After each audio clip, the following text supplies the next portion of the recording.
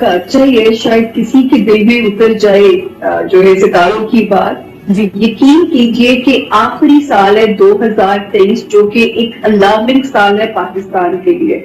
اگر اب بھی ہم نہ سدھرے, ہم نے اب بھی لڑائیاں آپسی بند نہ کی.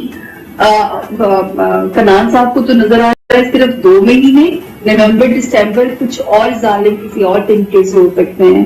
تو عمران خان صاحب کی اگر میں بات کروں تو میں اگست میں پریڈکٹ کر چکا ہوں کہ 2 مہینے ان کے لیے ٹف ہے, یعنی کہ اگست سے آنورڈ لگائیں آپ تو اکتوبر اور نومبر کے بعد خان صاحب کا لکی ٹائم کا آغاز ہوگا. تب تک ان کو پرابلمز فیس کرنی پڑیں گی, اور بس اللہ تعالیٰ سے دعا کریں ہم سب لوگ کہ خان صاحب کو اللہ تعالیٰ جو ہے وہ صحت اور زندگی دے. اس حوالے سے تھوڑا سا ان کو احتیاط بھی کرنی چاہیے, اس طرح کے معاملات اللہ نہ کرے. سیکیورٹی سے ریلیٹڈ خدشات کا مجھے وہ عنصر نظر آتا ہے جب میں کیلکولیشن کرتا ہوں, تو اس پہ میں پریڈکٹ کر چکا ہوں کہ خان صاحب کے لیے 2 مہینے مشکل ہیں. ایکچولی خان صاحب کے لیے 2 مہینے مشکل نہیں ہے, پاکستان کے لیے یہ ٹائم بہت زیادہ مشکل ہے. جب پہلے پیٹرول کی پرائس بڑھی تو میں نے پریڈکٹ کیا اور بڑھے گی, تو تب ہنس رہے تھے سب لوگ کہ کیسا ہوگا.